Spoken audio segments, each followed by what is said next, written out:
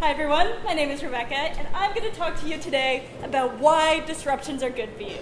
Now, before I get any further, I want to clarify I am not advocating for natural disasters or any conflict scenarios, but I do want to bring a few examples from Christchurch forward about community development, organization, and how we can learn from these things. So my story started February 22nd, 2011. I was in Christchurch, New Zealand on exchange, second day of class, 6.3 earthquake. Disrupted things like no tomorrow.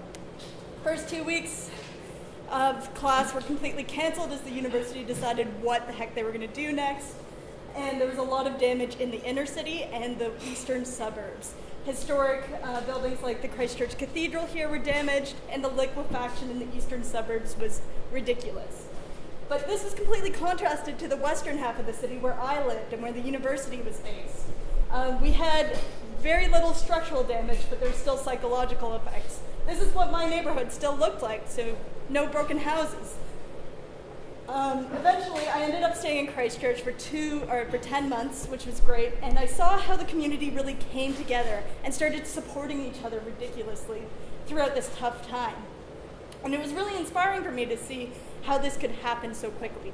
But then, a year ago, I got back to Vancouver, and I'm left with the question, how do we create such a strong community without a natural disaster, without a unifying force right there? And this is what I want to talk to you about today. I have 3 brief things that disruptions or natural disasters can do for us and how we can move on from it. So the first thing it does is reconnect us with each other. This is the Student Volunteer Army, and the day after the earthquake, they jumped into the streets, grabbed shovels, and started digging their neighbors out of the liquefaction and the silt that flooded the eastern suburbs. It was incredibly inspiring and a huge difference from the previous image of students the neighbors had of being drunk and apathetic. There's the Littleton radio station called The Volcano that decided we need to do something about this. And so they created a no sad song policy. They took portable radios, put them on the most damaged corners in the streets, and created spaces for people to come together, to grieve, and to support each other. It was incredibly inspiring. And then, a month after the earthquake, we had the memorial service for the 185 people who lost their lives that day.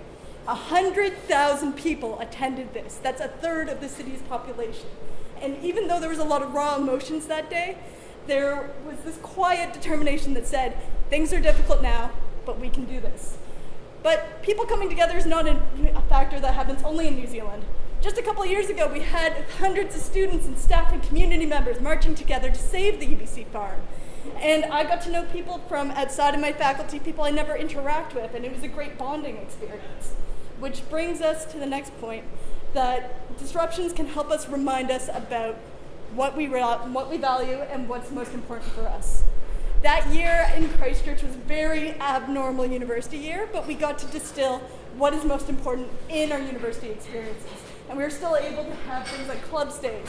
But then we started conversations about stress and how it affects us. The Student Association began this amazing conversation with students, faculty, and administration about what do we do with exams when there was a 5.8 aftershock the week before. The aftershocks were continuing, and how can we reflect the needs of the community, needs of students, while still reflecting our university experience. So here in Vancouver, there's a lot of underlying problems too. The Vancouver Foundation released a survey last year that said a lot of people find it lonely or hard to make friends in this city. And we're aware of this, but we don't really have the answers of what to do. But the first step is starting to have a conversation about what kind of city we want to create.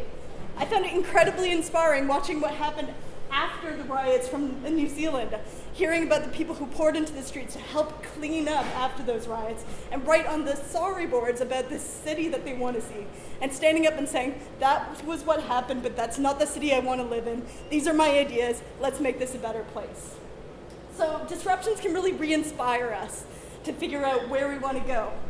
70% of Christchurch's downtown core has been or will need to be demolished. And it creates gaps like this on the screen. Now, there's a lot of questions of what do you do with these gaps before you start rebuilding.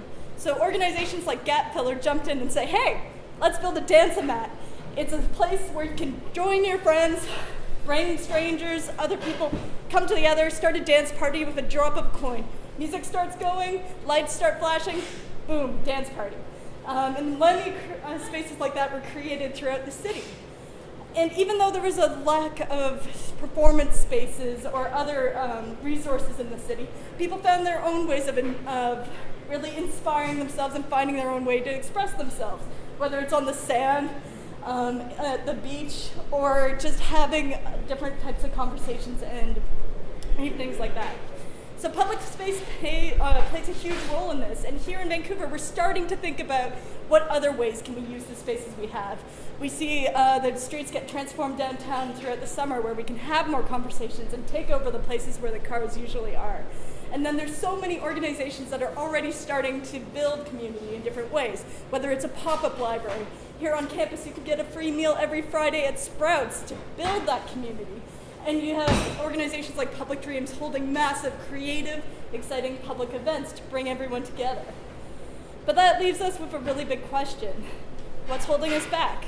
If a lot of us are excited about creating this type of exciting new community where we're more engaged and we talk with each other more, what's holding us back? And I think one of the keys here is disruption, because disruption helps us reanalyze and reassess the assumptions and the routines we have in every day. We go past the same people and we tend to talk to the same people, but with a little disruption we can start to say, hey, maybe I'll try changing this behavior. So disruptions are not only good for us as individuals, but it's good for us as a community as a whole. We can reconnect, remind ourselves about our values, and get re-inspired. Thank you very much.